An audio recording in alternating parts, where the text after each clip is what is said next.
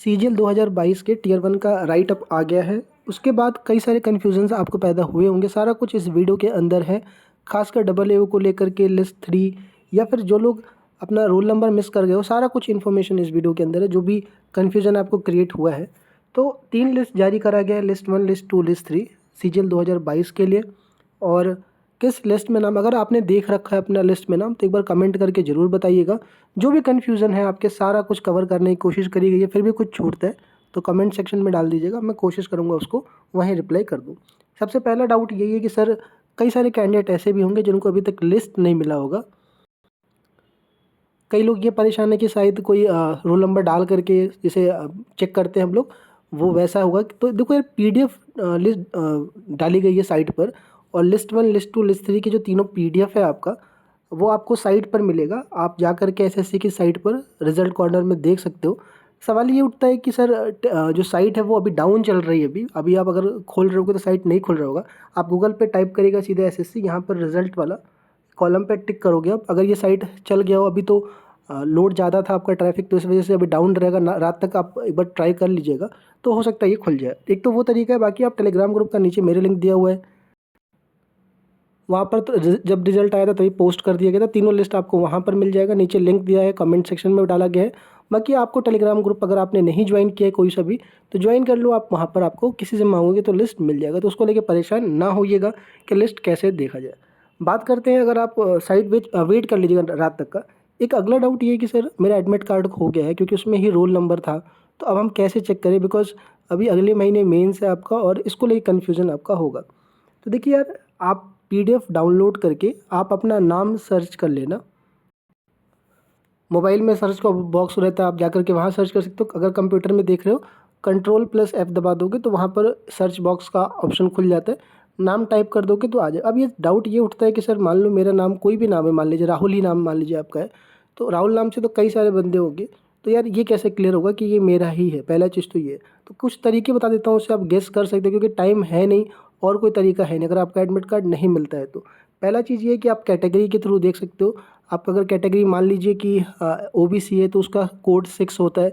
SC के लिए 1 है, एसटी के लिए 2 है, जनरल के लिए 9 है। तो एक तो कैटेगरी से हो सकता है कि सेम कैटेगरी के ही 2 बंदे हो जाए, कुछ नेम कॉमन होते हैं। सेकंड तरीका आपका ये होता है कि आप जैसे मान लो कि आप दिल्ली जोन से पेपर दे रहे हो, तो आपका रोल नंबर 220 से स्टार्ट होता है, राइट।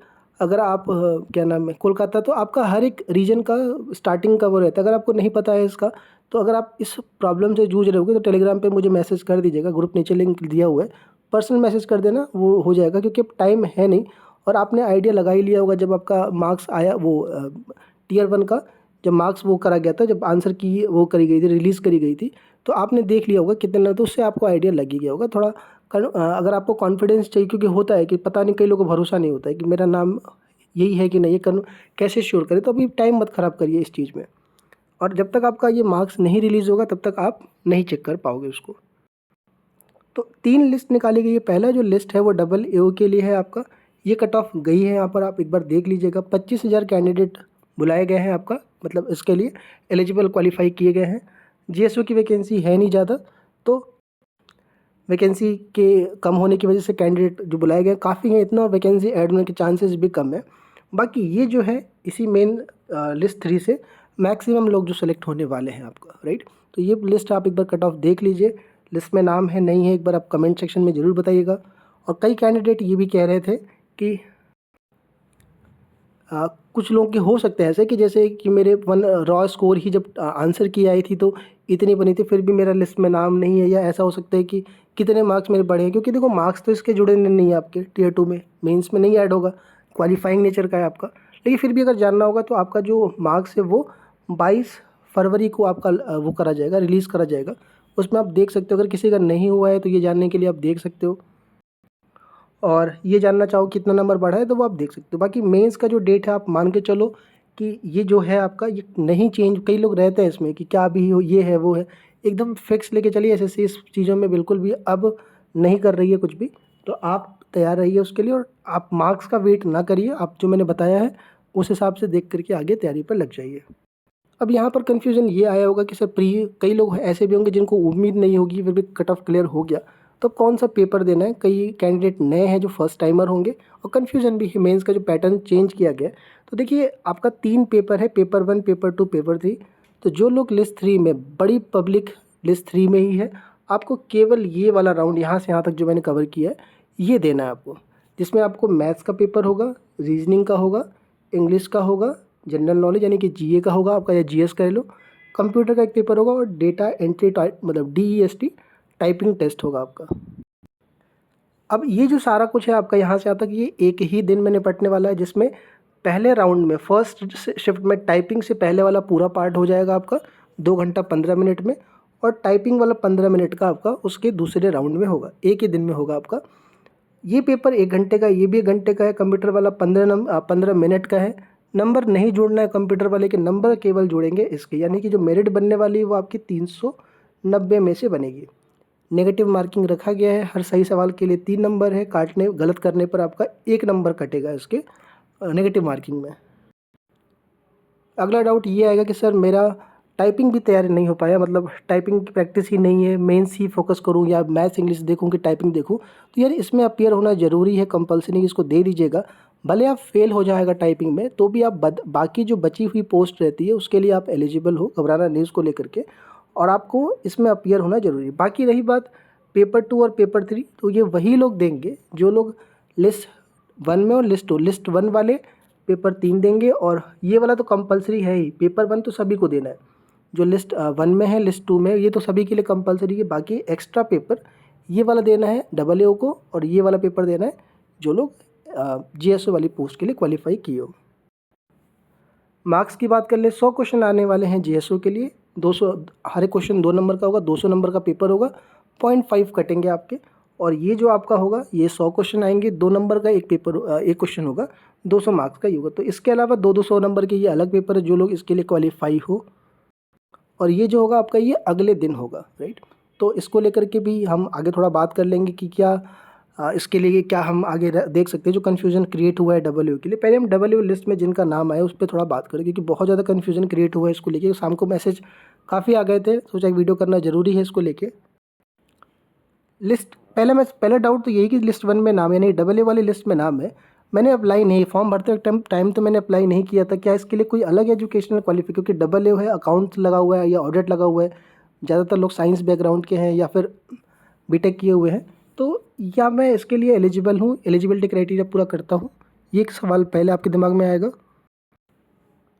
सीजीएल का फॉर्म भरते वक्त केवल जेएसओ के लिए वो टिक करना होता है कि आप जेएसओ का क्राइटेरिया पूरा करते हैं कि नहीं करते। बाकी डब्ल्यू का बाय डिफ़ॉल्ट केवल ग्रेजुएशन चाहिए होता है, जैसे बाकी अदर पोस्ट है आपका, वैसे इसके लिए भी सिर्फ ग्रेजुएशन चाहिए। इसके लिए एक अलग पेपर सेपरेट करवाते हैं, तो आप इसके लिए अगर आपका लिस्ट में नाम है तो आप एलिजिबल हो, बिकॉज अगर आप अदर पोस्ट के लिए एलिजिबल हो तो इसके लिए भी एलिजिबल है, राइट। तो इसको पहला डाउट तो आप इसको मतलब हटा दीजिएगा, कन्फ्यूजन हटा दीजिएगा इसको लेके कि आप इसके लिए मतलब कैसे हो गए, आपने तो अप्लाई किया ही नहीं था, तो इसको आप इसको लेके चलिए, क्योंकि आपने जो स्कोर किया टियर 1 में अच्छा स्कोर किया और इस लिस्ट के लिए आप क्वालिफाई हो रहे हो। अगला सवाल ये है कि मैंने इसके लिए फोकस नहीं, मेरा मेन टारगेट है वो अदर पोस्ट इंस्पेक्टर की पोस्ट है या फिर CSS लेना है, और तैयारी की ही नहीं है मैंने डब्ल्यू की, फिर भी लिस्ट में नाम है, तो डेट पास है, तो क्या मैं इसको छोड़ सकता हूँ,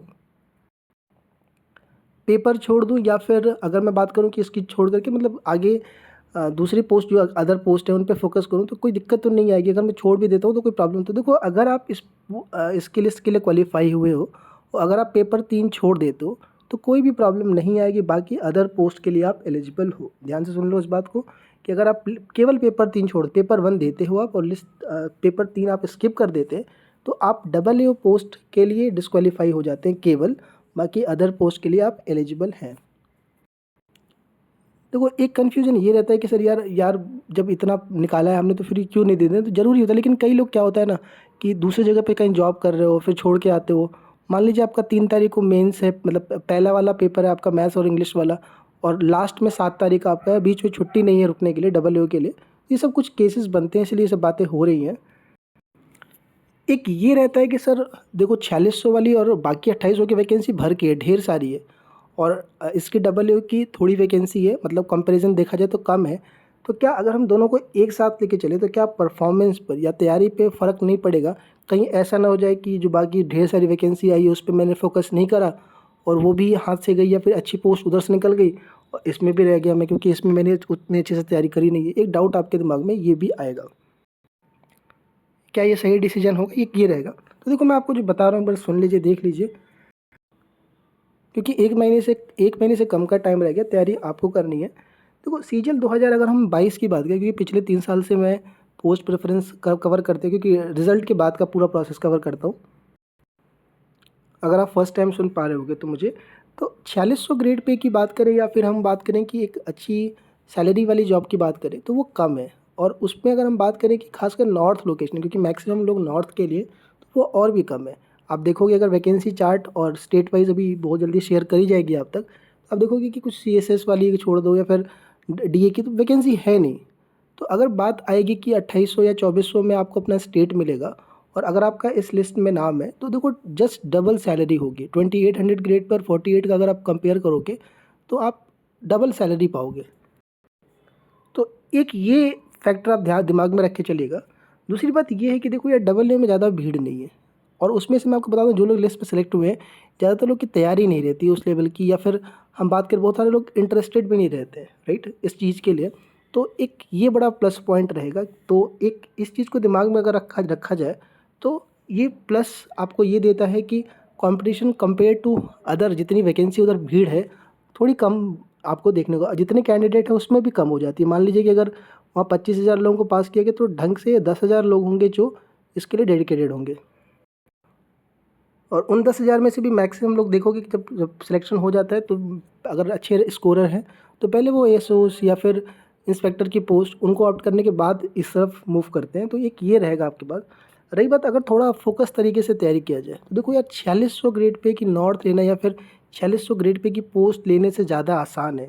आप AO की पोस्ट अगर थोड़ा ठीक से तैयारी करते हो, AO की पोस्ट ले पाना। टाइम कम है ये अलग बात है, लेकिन अगर आप तैयारी करते आए हो या फिर अगर आप पुराने वो हो तो आप इस बात को जान रहे होगे। अगर आप नए होगे तो भी आप अगर सिलेक्शन हो जाएगा, रिजल्ट आ जाएगा, तब आप ये जान पाओगे कि यार ये इजी होता है कि स्टार्टिंग में ही आप 46 के पोस्ट लेने से, मतलब 4600 ग्रेड पे की जितनी फ़ाइट है उससे कंपेयर टू काफ़ी आसान है। AO में थोड़ा सा मेहनत करके आप अच्छा स्कोर पाओ। तो अब तैयारी स्ट्रेटेजी क्या होगी ये आप खुद से अपने, क्योंकि आपकी स्ट्रेटेजी होनी चाहिए, क्या आपका समय है, क्या शेड्यूल है, कितने घंटे आप पढ़ते हो, वो सब कुछ आप अपने हिसाब से सेट करिए एक आध दिन के अंदर ये देख करके।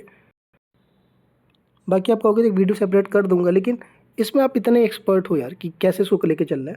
बात कर लेते हैं यार ये कट ऑफ का लेकर के ना, क्योंकि मैसेज इसके भी हैं कि सर क्या लग सकता है आइडिया एक कि कितने नंबर पर AO मिल जाएगा।